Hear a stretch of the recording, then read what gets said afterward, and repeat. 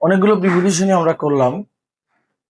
আসলে ক্লাসগুলো থেকে তোমরা কতটুকু উপকৃত হয়েছো এটা তোমরাই ভালো জানো, এবং তোমাদের উপকৃত হওয়া, তোমাদের কিছু সমস্যার সমাধান করতে পারলে আসলে একজন শিক্ষক হিসেবে আমাদের সফলতা। কারণ একজন শিক্ষকের সফলতা তখনই প্রকাশ পায় যখন তার শিক্ষার্থীরা তার দ্বারা উপকৃত হয়। তো আমার এই ক্ষুদ্র চেষ্টায় আমি সবসময় চেষ্টা করছি কিছুটা দেওয়ার জন্য। তো সেই দেওয়ার মাঝে ভুল ত্রুটি কোনো কোনো ক্ষেত্রে থাকতে পারে, কোনো কোনো ক্ষেত্রে কমতি থাকতে পারে। তো সেটা যদি আমার শিক্ষার্থীরা যারা নিয়মিত আমার ভিডিও দেখো কমেন্টে জানাও, আমি চেষ্টা করব সেগুলোকে আবার রিকভার করার, সমস্যাগুলোকে তুলে ধরে আবার সেগুলোকে নিয়ে আলোচনা করার। আসলে সবার আগে যে বিষয়টা দরকার সেটা হচ্ছে আগ্রহ।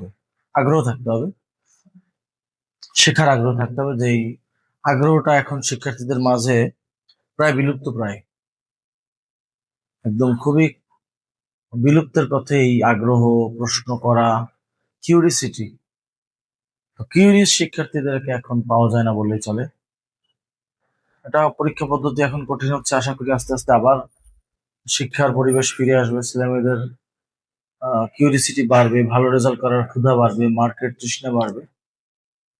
তো যাই হোক, আজকে আমরা আরো দুটি প্রিপোজিশন নিয়ে এসেছি। দুটো প্রিপোজিশন সম্পর্কে আলোচনা করব।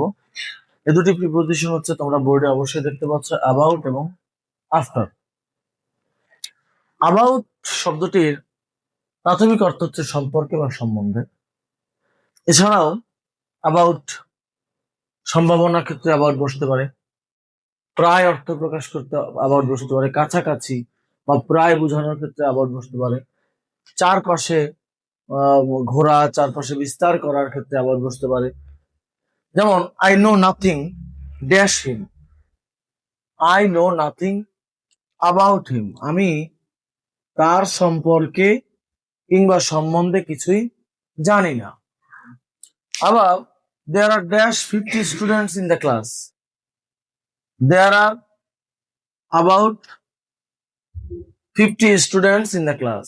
প্রায়, এখানে about অর্থ প্রায় প্রকাশ পেয়েছে যে প্রায় 50 জন শিক্ষার্থী আছে ক্লাসে। he looked dash the room, he looked about the room, সে রুমের চারপাশটি দেখেছে, চারপাশটি পর্যবেক্ষণ করেছে। I'm about to leave, আমি ত্যাগ করতে যাচ্ছি, চলে যেতে যাচ্ছি, এখনই চলে যাব। মানে প্রায় করব কাজটা, বা কাজটা একটু সময়ের জন্য বাকি আছে বা এখনই করব, এরকম ক্ষেত্রে আমরা অ্যাবাউট বসতে পারি। তো সেক্ষেত্রে অ্যাবাউট টু বসে। এই অ্যাবাউট টু অর্থ এখানে প্রায় প্রকাশ পেয়েছে। তো এই অ্যাবাউটের বিষয়গুলো আমরা একটু খেয়াল করবো। তবে সবচেয়ে বেশি সম্পর্ক সম্বন্ধে অর্থের ক্ষেত্রেই অ্যাবাউটটা বেশি ব্যবহৃত হয়। তবে এর আসলে তেমন কোনো কার্যকর প্রিপোজিশন ফ্রেজ নেই, তাই আমরা এটার প্রিপোজিশন ফ্রেজ নিয়ে আলোচনা করলাম না। এরপরে আমাদের আছে আফটার, পরে। এবং এই আফটার কিন্তু তোমরা জানো যে দুটো ক্ষেত্রে ব্যবহৃত হয়। আফটার কখনো প্রিপোজিশন হিসেবে বসে, আবার এই আফটার কখনো কনজাংশনের কাজও করে। The patient diet after the doctor had come, doctor আসার পরে রোগী মারা গেল। এখানে আফটার কিন্তু প্রিপোজিশন নয়, এখানে আফটার একটা কনজাংশনের কাজ করেছে, দুটো ক্লজের সংমিশ্রণ ঘটিয়েছে। তো প্রিপোজিশন হিসাবে আফটারের শাব্দিক অর্থ হচ্ছে পরে, কোন সময়ের পরে। যেমন হি কেম আফটার মি, সে আমার পরে এসেছে। তার মানে আমি আসার পরে সে এসেছে। একটা কাজ ঘটার পরে আর একটা কাজ যদি ঘটে, সংঘটিত হয়, সেক্ষেত্রে আমরা আফটার বসাই। মোটের উপরে, সর্বোপরি, এটা তোমরা স্বাভাবিকভাবে জানো যে আফটার অল, এটা একটা ফ্রেজ। মোটের উপরে, এক কথায়, সর্বোপরি, মুদ্রা কথা। এরপর আছে পিছনে, পিছনে অবস্থান করা। যেমন do not hanker after money, টাকার পিছনে ছোট না। এখানে আমি এই উদাহরণটা দেওয়ার কারণ হচ্ছে, এই হ্যাঙ্কার তুমি যেখানেই দেখবে সেখানেই কিন্তু তুমি তারপরে আফটার বসাবে। এই হ্যাঙ্কারের পরে আফটার ছাড়া অন্য কোনো প্রিপোজিশন বসবে না। এক কথা আমরা বলতে পারি হ্যাঙ্কার আফটার একটা ফ্রেজ, পিছনে ছোটা।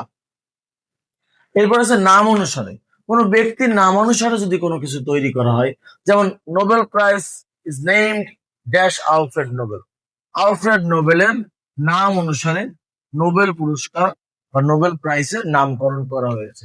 কারণ নামের অনুসারে কোনো কিছু করানো হলে, যেমন this road is named after mister Ahmed, mister আহমেদের নামে এই রোডটি তৈরি করা হয়েছে। কারণ নাম অনুসারে কোনো কিছু প্রতিষ্ঠা করা হলে সেখানে আফটার বসানো হয়।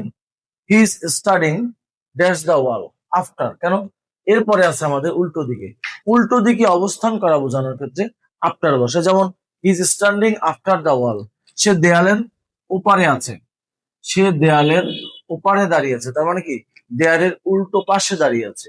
এরপরে আমাদের আছে বারবার, কোনো কাজ যদি বারবার ঘটতে থাকে সেক্ষেত্রে আফটার বসানো যায়। যেমন I told you time after not to do, আমি তোমাকে বারবার বলেছি কাজটি না করার জন্য। এই যে বারবার বলার ক্ষেত্রে, বারবার বোঝানোর ক্ষেত্রে আফটার বসানো হয়। ঠিক পরে, কোন একটা বিষয়ের, কোন একটা কিছু ঠিক পরের অবস্থান, ঠিক পরের বিষয়টাকে বোঝানোর জন্য অনেক সময় আফটার আমরা বসাতে পারি। যেমন he is the tallest after Niloy, নিলয়ের পরেই, নিলয়ের ঠিক পরেই সে বেশি লম্বা, কারণ নিলয়ের ঠিক পরেই তার অবস্থান। তো এই হচ্ছে আমাদের আফটারের ব্যবহার। এবং আফটার এবং অ্যাবাউট প্রায়শই আমরা দেখি কিন্তু পরীক্ষা প্রিপোজিশন হিসেবে আসে, এবং সবচেয়ে বেশি আসলে এই দুটোর ব্যবহারটা অর্থ অনুসারে বেশি আসে। তারপরেও আমি যে ব্যবহার অনুসারে যে কোন কোন ক্ষেত্রে থাকে সেটা আমি দেখিয়েছি। আশা করি তোমরা এগুলো দিয়ে এক্সারসাইজ করবে। আমি প্রত্যেকটা ক্লাসে বলার চেষ্টা করি যে এক্সারসাইজ করার কোনো বিকল্প নেই, চর্চা ছাড়া আসলে গ্রামারের কোনো দাম নেই। তুমি যদি অ্যালজাবরার মতন গ্রামারের থিওরি মুখস্থ করে গ্রামার করতে যাও, কখনোই গ্রামারে সফল হওয়া সম্ভব না। বারবার প্র্যাকটিস করতে হবে, বারবার ভুল করতে হবে, এবং সেই ভুলগুলো কি কারণে হয়েছে সেই ভুলের সমাধানটাকে বের করতে হবে। ভুল করার সাহস যার আছে সেই সফল হওয়ার যোগ্য। তো সেই ভুল করার সাহস থাকতে হবে, কিন্তু খেয়াল রাখতে হবে যেন সেই ভুলটা রিপিট না হয়, ভুল থেকে যেন শিক্ষা নেওয়া হয়। আমরা কিন্তু ভুল থেকে শিক্ষা নিই না, বারবার একই ভুল করতে থাকি। এইটা স্টুডেন্ট লাইফে যেন না হয় সেদিকে খেয়াল রাখতে হবে। আজকে আর আমরা এই ক্লাসটাকে দীর্ঘায়িত করবো না, আগামী ক্লাসে আরো দুটো প্রিপোজিশন নিয়ে আসবো ইনশাল্লাহ। ভালো থাকো সবাই, আসসালামু আলাইকুম।